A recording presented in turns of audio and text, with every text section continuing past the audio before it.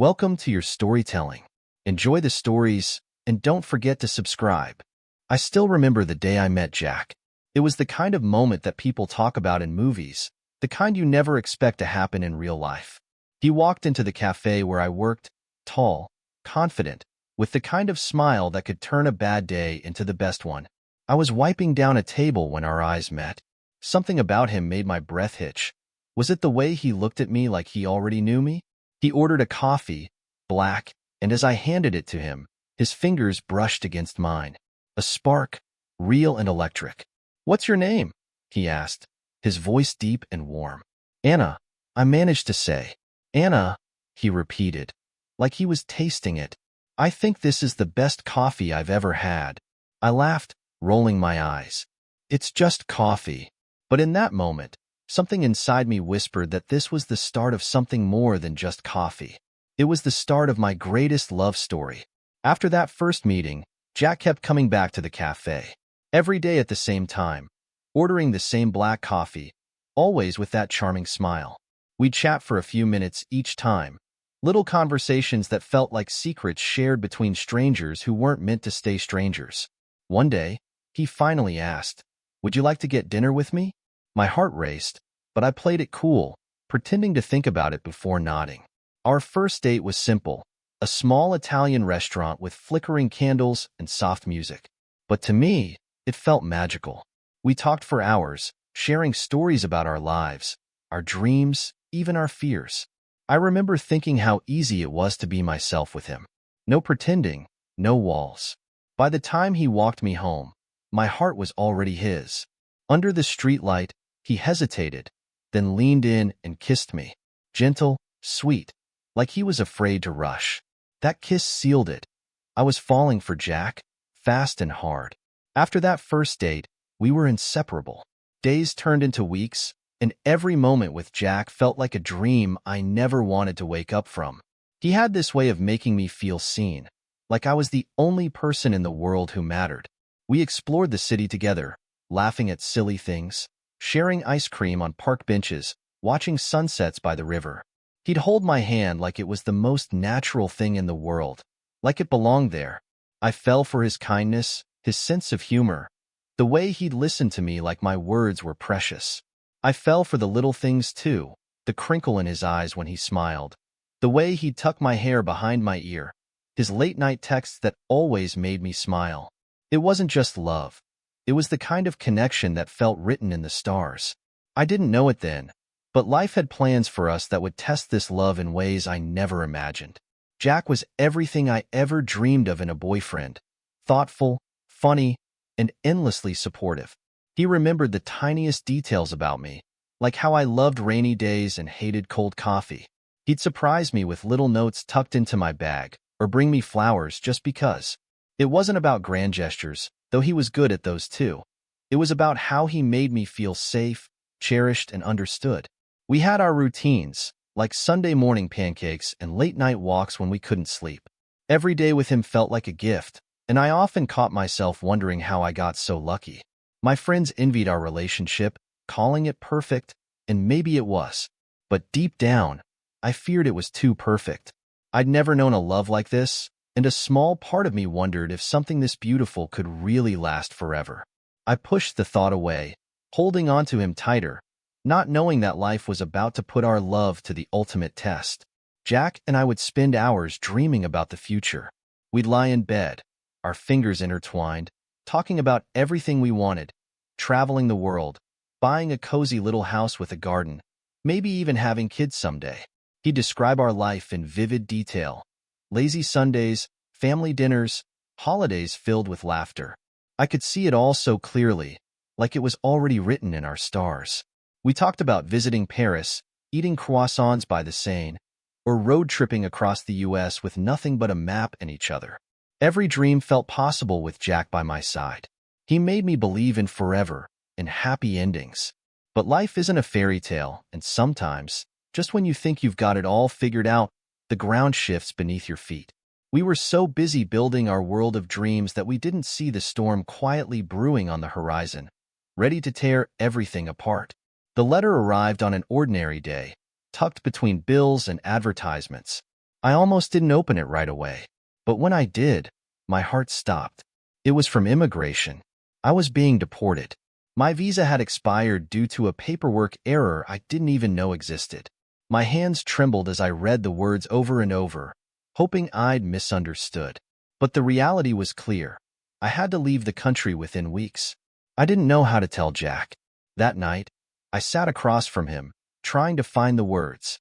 "I have to leave," I whispered, tears blurring my vision. His face went pale, disbelief etched into every feature. "No," he said, shaking his head. "We'll fix this. But some things can't be fixed with just love and determination." We clung to each other, desperate to find a way out, but the clock was ticking, and every second felt like a countdown to heartbreak. The days after receiving the letter felt like living in slow motion. Jack and I scrambled, visiting lawyers, making calls, searching for loopholes, anything to stop the inevitable. But the more we fought, the clearer it became. There was nothing we could do. I remember sitting in his apartment, my suitcase half-packed, staring at the walls that held our memories. Jack sat beside me, his hand gripping mine so tightly it hurt, like he could hold me there with sheer will.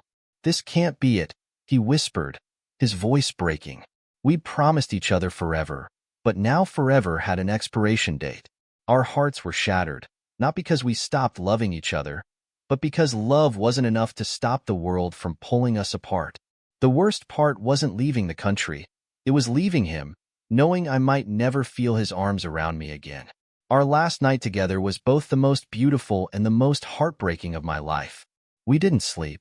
Instead, we stayed up talking, laughing through tears, trying to pretend it was just another night. We cooked dinner together, our favorite pasta dish, but neither of us could eat. We danced in the living room, slow and silent, holding each other like it was the last time. Because it was. I memorized everything about him.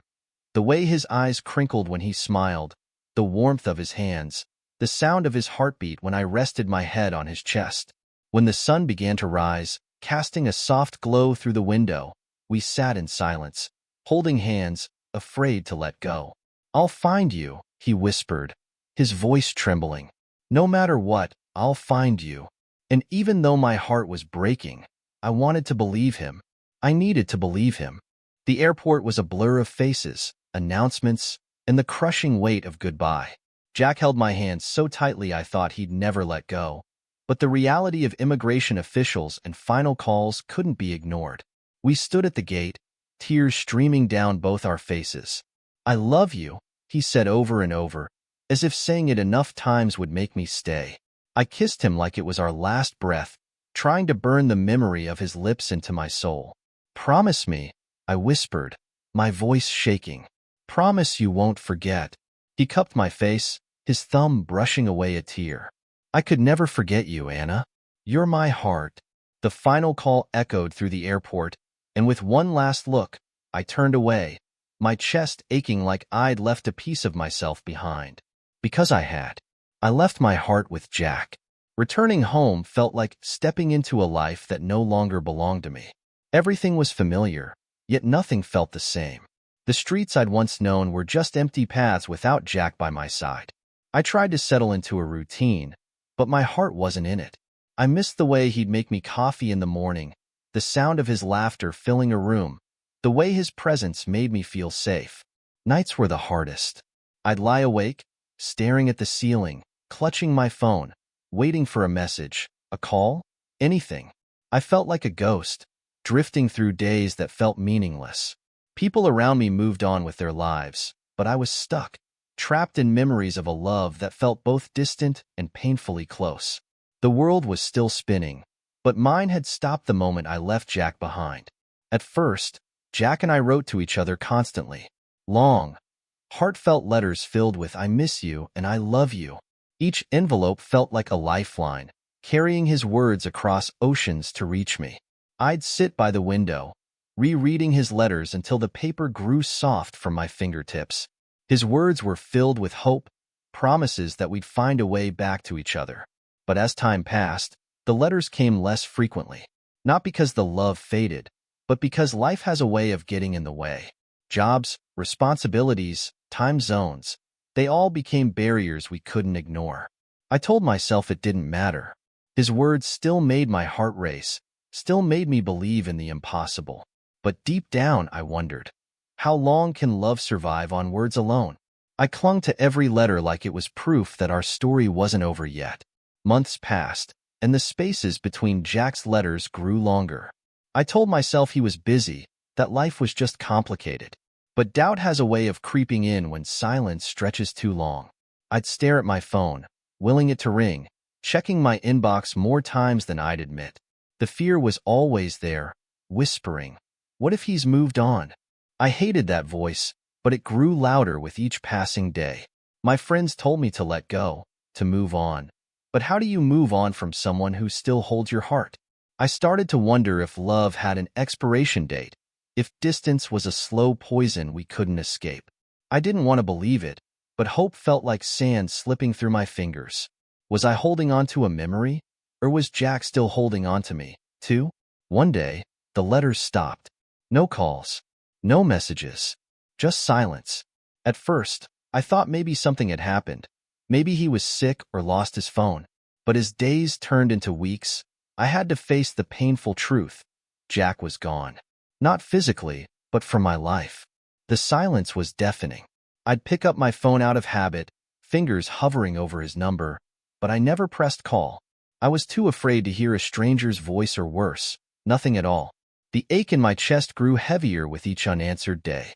I told myself I was strong, that I didn't need him to breathe, but my heart knew better. It still whispered his name in the dark, hoping, praying that somewhere, somehow, he was missing me too. But hope is fragile, and mine was breaking. There's a moment when you realize the person you love might not be coming back. It's not dramatic, it's quiet. It's in the way you stop checking your phone first thing in the morning. The way their favorite song doesn't make you cry anymore, just leaves an empty echo. I stopped writing letters I'd never send, stopped imagining his face in every crowd. I convinced myself it was time to move on, to stop living in the past. But love doesn't follow rules. It lingers in the corners of your heart, even when you pretend it's gone. I told myself he'd forgotten me, that maybe he'd found someone new. It hurt less to believe that than to think he still loved me but chose silence.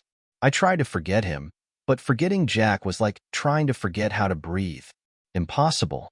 Life has a way of pulling you forward, even when your heart is stuck in the past. I found a job, made new friends, smiled when I didn't feel like it. I created a routine to fill the emptiness Jack left behind. Morning coffee, work, home, repeat. But in the quiet moments, late at night or early in the morning, I'd feel it. The ache, the invisible thread that still tied me to him. I'd wonder what he was doing, if he ever thought of me. Did he miss my laugh, my touch, the way we used to talk for hours? Some days, the memories felt like warm blankets. Other days, they were sharp enough to cut. I wasn't living, I was surviving. And even though I pretended to be okay, deep down, I was still waiting for something, for him, for a sign that our story wasn't over. As time passed, Jack's face became harder to picture. The sharpness of his features blurred. His voice faded in my mind. It terrified me. How could someone who once filled my world become just a memory? I'd close my eyes, trying to recall the exact shade of his eyes, the way his hand felt in mine, but it was like chasing shadows. I hated that life was moving on without him, hated that new memories were slowly covering the old ones. Was this what love turned into? A collection of faded photographs in my mind? I thought I'd never forget, but the truth is, even the strongest memories fade if you don't feed them. I didn't want to forget.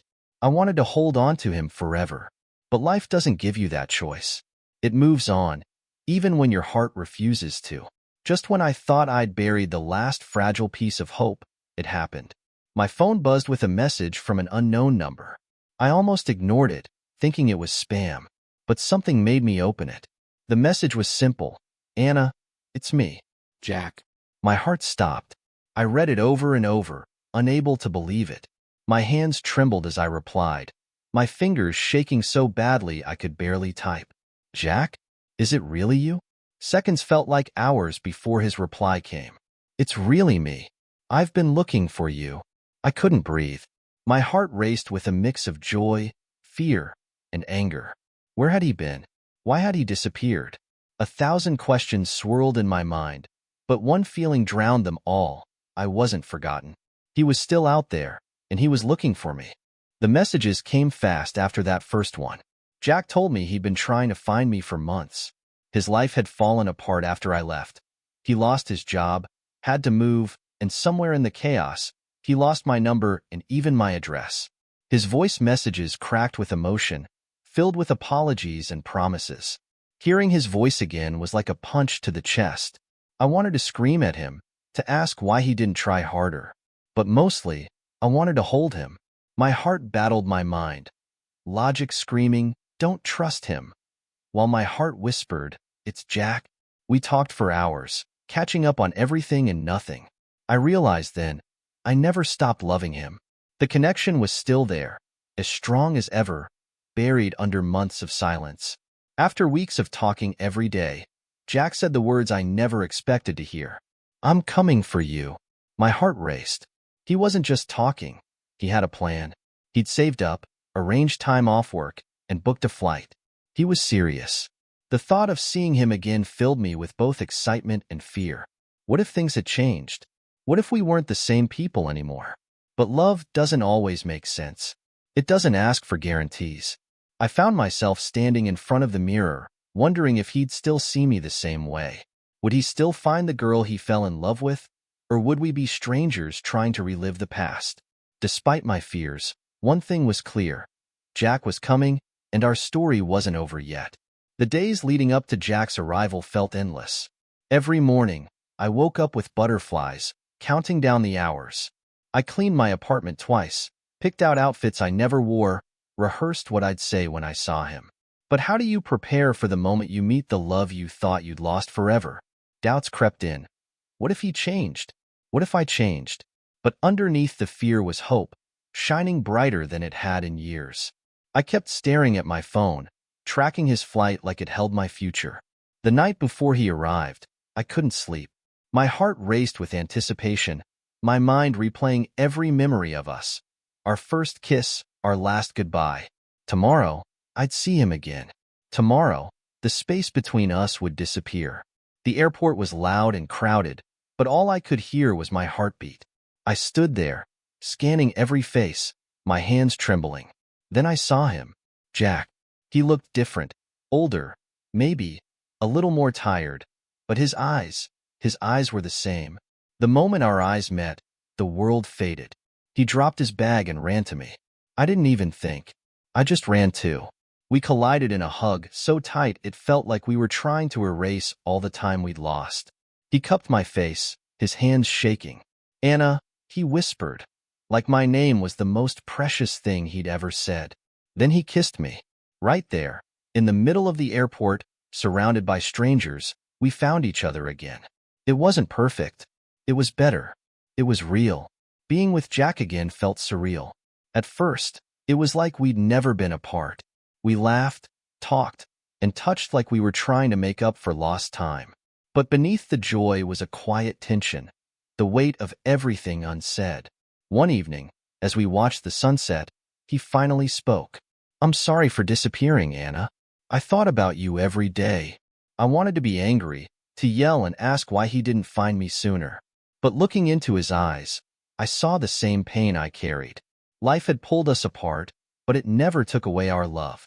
We talked for hours, unpacking the hurt, the silence, the fear. There were tears, but also healing. Love isn't perfect. It's messy and complicated. But when it's real, it survives. And ours did. Jack decided to stay for a while. We weren't just picking up where we left off. We were starting over. It was strange and beautiful, getting to know each other again. We changed. Life had shaped us in different ways, but the core of who we were remained the same. We visited old places, made new memories, and discovered parts of each other we hadn't seen before. Some days were easy, filled with laughter. Others were hard, as we navigated the reality of our time apart. But through it all, we chose each other. Every single day. Love isn't just about the good moments. It's about showing up, even when it's hard. And that's what we did. We showed up. for each other. One evening, under a sky full of stars, Jack held my hand tighter than usual. There was a nervousness in his eyes I hadn't seen before. My heart raced as he took a deep breath. "Anna, I don't want to lose you again. Ever." He reached into his pocket and pulled out a small box. My breath caught. He opened it, revealing a simple, beautiful ring. "Will you marry me?" Time stood still. Tears welled up in my eyes, not from sadness but from the overwhelming joy of knowing that despite everything, we'd found our way back. I didn't hesitate. "Yes," I whispered, then louder, "yes." He slipped the ring on my finger, and in that moment, I realized our love wasn't just a story of loss. It was a story of finding each other over and over again. Planning our wedding was surreal. It wasn't about the flowers or the dress. It was about us. Our journey, our love, our second chance. We kept it simple, surrounded by people who knew our story, who had seen us at our worst and now at our best. On our wedding day, as I walked toward Jack, I saw not just the man I loved, but the man who never gave up on us. His vows were simple but powerful. "I've lost you once, Anna, and I'll spend the rest of my life making sure that never happens again." When we said "I do," it wasn't just a promise for the future. It was a celebration of our past, a testament to a love that distance, time, and silence couldn't destroy. And as we kissed, sealing our vows, I knew this was our forever. Married life with Jack felt like waking up from a long, restless sleep into the warmth of the sun. Every morning, I'd open my eyes and see him beside me, and it never felt ordinary. It was like a miracle stitched into the fabric of my daily life. We moved into a small apartment, nothing fancy, but it was ours. We filled it with laughter, late-night talks, burnt pancakes on Sunday mornings, and love notes hidden in pockets. But marriage wasn't just about the sweet moments. It was learning how to live together, to navigate differences. Jack left socks everywhere. I was stubborn about how the dishes were done. We'd argue, sometimes over silly things, but we always circled back to one truth. We fought for this. We fought for us. And that made every challenge worth it. Even with Jack by my side, there were days when the past crept in like shadows at dusk. A song, a place, even a scent could pull me back to those lonely years apart. One night, I woke from a dream where I was searching for Jack, but he was always just out of reach.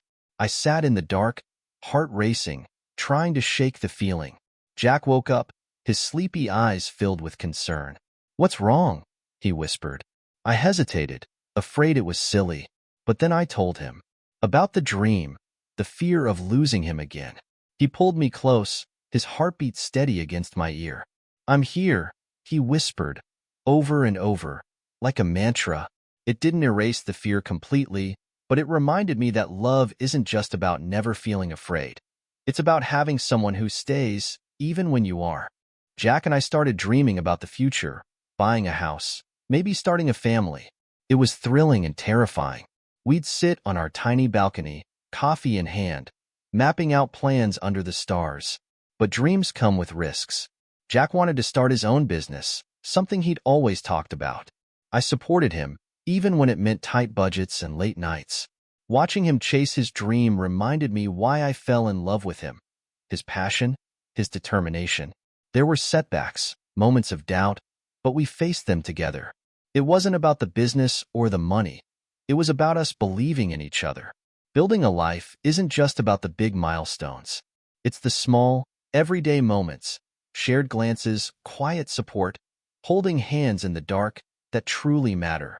Life doesn't always go as planned. Jack's business hit a rough patch, and the stress seeped into our lives like water through cracks.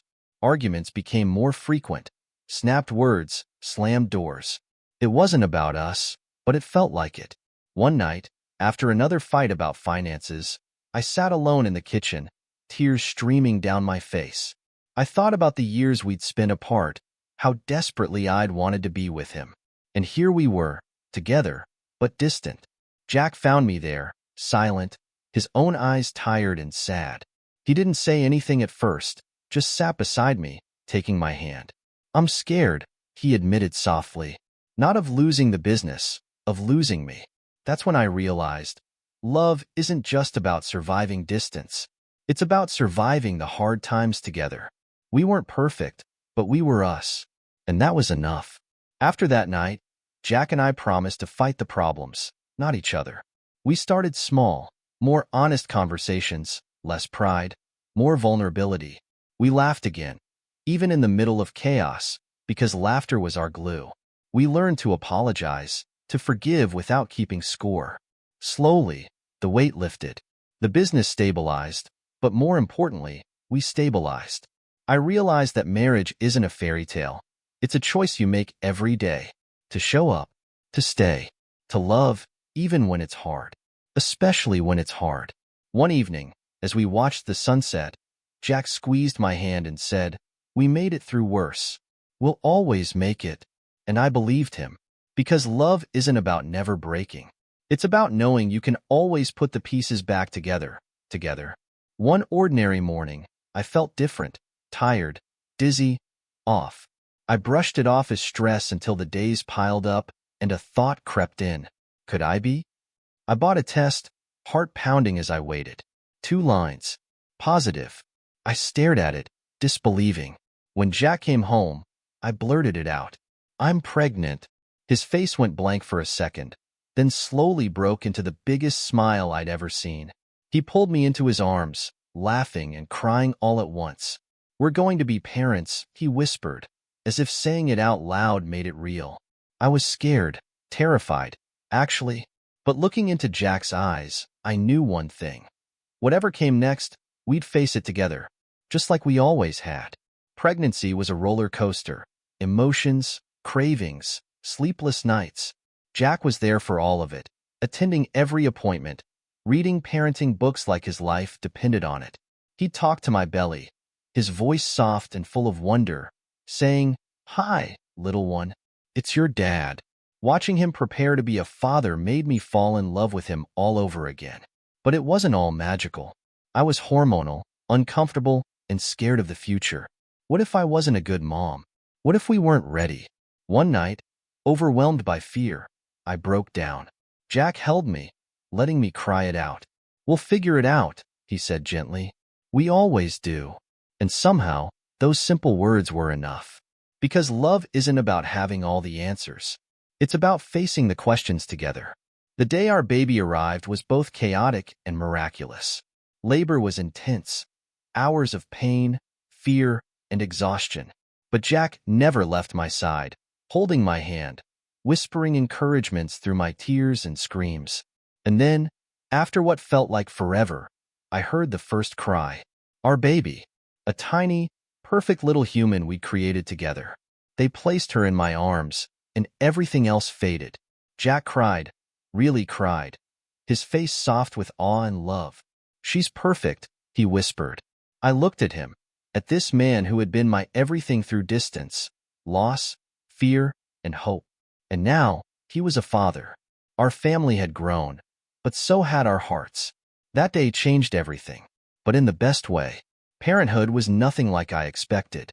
It was beautiful and messy, filled with sleepless nights, endless diapers, and moments so pure they stole my breath. Jack was amazing, up at 3 a.m., rocking her gently, singing off-key lullabies. We were exhausted, running on coffee and love, laughing through the chaos. But we also snapped at each other, overwhelmed by the responsibility. There were nights I cried from exhaustion, wondering if I was doing anything right. But Jack would hold me, whispering, "You're amazing. We've got this." And somehow, I believed him. Because even in the hardest moments, love showed up. In shared glances over a crying baby, in late-night talks about nothing, in the quiet comfort of knowing we weren't alone. Love wasn't just in the big moments. It was in the everyday, imperfect ones. One evening, years later, Jack and I sat on our porch, watching our daughter play in the yard. The sun dipped low, casting a golden glow, and for a moment, time felt suspended. I looked at Jack, older, wiser, the same twinkle in his eyes, and my heart swelled. We'd been through so much. Distance, heartbreak, reunions, struggles, joy. But we were here, together. He reached over, took my hand, and said softly, I told you I'd find you. Tears welled in my eyes, not from sadness, but gratitude. Life hadn't been perfect, but it had been ours. A story woven with love, resilience, and the kind of connection that no distance could break. And as the sun set, I realized this wasn't just our story. It was our forever. As the years passed, life settled into a rhythm. Our daughter grew, filling our home with laughter, questions, and the kind of innocence that made even ordinary days feel magical. Jack and I found comfort in the simple things. Morning coffee on the porch, family dinners with messy plates and louder stories, stolen kisses in the kitchen when we thought no one was watching. Sometimes, I'd catch Jack looking at me with that same adoring gaze he had when we first met, and it filled me with warmth. Love wasn't as wild as it once was, not fueled by dramatic reunions or grand gestures. But it was steady, like a heartbeat, quiet, constant, and essential. I realized then that the beauty of love isn't just in the highs. It's in the quiet moments when you look around and think, this is my life, and I love it. Life has a way of throwing curveballs when you least expect them. Jack's business faced trouble again, this time more serious. The stress crept back into our lives, heavier than before. There were late nights filled with whispered worries, calculations scribbled on napkins, and silent prayers. But this time, we were different, stronger. We'd weathered storms before, and we knew how to lean on each other. When Jack came home one day, defeated after a tough meeting, I didn't wait for him to talk. I wrapped my arms around him and whispered, "We'll figure it out. Together." Because that's what love is, not just standing beside someone when things are easy, but holding them tighter when they're not. And even in the face of uncertainty, we had one thing no financial setback could ever take: us. One evening, I found an old box tucked away in our closet. Inside were faded photos, crumpled notes, and little mementos from the early days with Jack.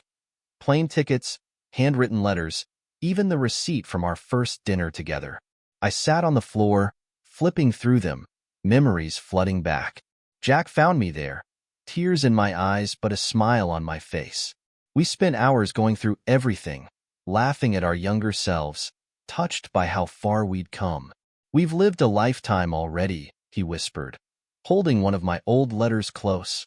It made me realize that no matter where life took us, our past was a treasure, a reminder of the roads we traveled, the battles we'd fought, and the love that had grown stronger with every twist and turn.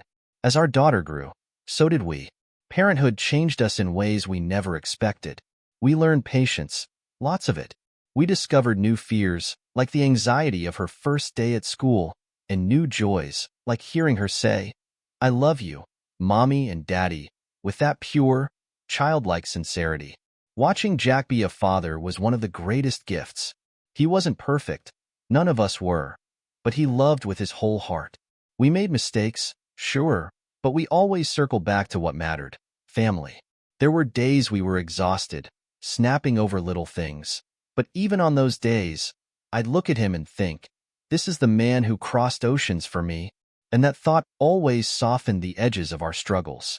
With the busyness of life, it's easy to forget the foundation beneath it all: us. One day, I realized we hadn't had a real date in months. So, we planned one. No kids, no work talk, just us. It felt like stepping back in time. We laughed like teenagers, shared stories we'd forgotten to tell, and held hands as if we'd just fallen in love. That night, lying in bed, Jack whispered, "No matter how many years pass, I'll always choose you." And in that simple moment, I realized that love isn't just something you feel. It's something you nurture, even when life gets busy. Especially then, because while family, work, and responsibilities are part of our story, we are the heart of it. Years after we thought our family was complete, life surprised us. I found out I was pregnant again. The news hit differently this time. Unexpected, thrilling, and a little terrifying. Jack's face lit up with the same joy and awe as the first time, maybe even more. We were older, wiser, and more aware of how precious these moments were. Our daughter was ecstatic about becoming a big sister, her excitement infectious. This pregnancy wasn't just about growing our family. It felt like life giving us an unexpected gift, a reminder that beautiful things can bloom even when you think you've seen it all. And as my belly grew, so did our hearts, making room for more love, more memories, more us. As our family grew, I found myself reflecting on everything Jack and I had been through. Distance, heartbreak, reunions, parenthood. It had all shaped us. I realized that love isn't a destination. It's a journey. It's not just about the butterflies or grand gestures. It's about choosing each other day after day. Through the messy, the mundane, the magical. It's in the late-night talks, the whispered, "I'm sorry," the inside jokes, the shared dreams. One evening, watching Jack read bedtime stories to our kids, I felt overwhelmed with gratitude. Not because life was perfect, it wasn't, but because, through all the imperfections, we'd built something beautiful. And that's the thing about love. It's not about finding someone perfect. It's about finding someone who makes your world perfect just by being in it. One quiet afternoon, I sat down and wrote a letter to my younger self. The girl who fell in love with Jack, who faced heartbreak, who almost gave up hope. "Dear Anna," I began, "I know you're scared. I know your heart feels broken beyond repair. But hold on.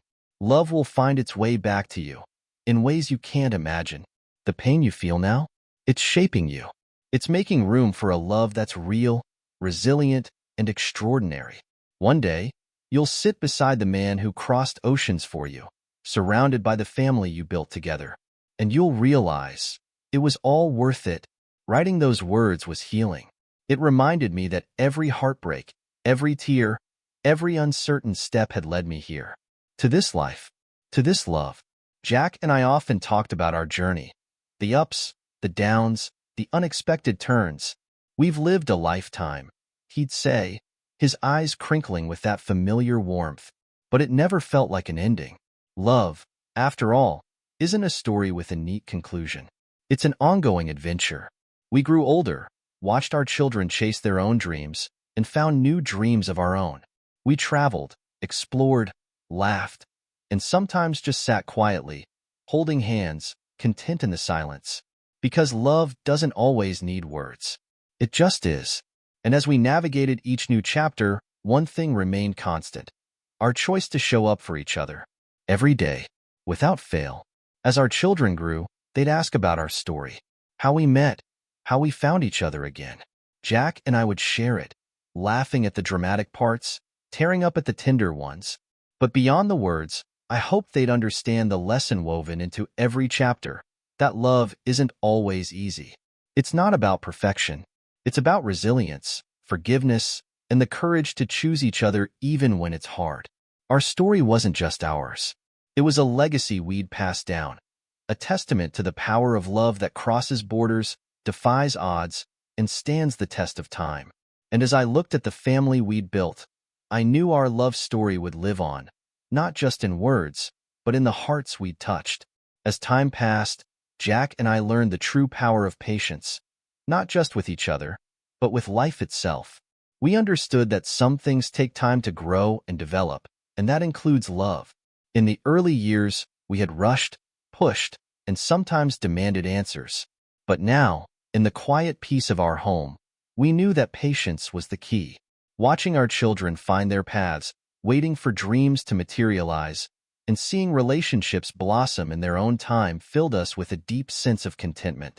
Life, in all its unpredictability, had taught us the beauty of waiting, not for something to happen, but for something to evolve. And we knew, in the end, everything always falls into place exactly when it's meant to. One evening, after the kids had gone to bed, Jack and I sat on the porch. The house was quiet except for the soft rustling of leaves in the wind. We talked about everything, our life, our journey, and how far we had come. Jack squeezed my hand, his voice steady. "Do you ever think about how we got here?" he asked. "All that time apart, the pain, the uncertainty. I don't think I could have ever imagined we'd end up here, like this." I smiled, leaning into him. "I think about it every day," I said softly. And as I looked at the man beside me, I realized that this was the true beauty of life. How even in its darkest moments, it has a way of leading us to exactly where we belong. With every passing year, we embraced change. Our children were growing into young adults, ready to chase their own dreams, and we were learning to let go in the best possible way. The house that once echoed with the sounds of little feet now had the silence of adulthood creeping in. But Jack and I didn't fear change. We welcomed it.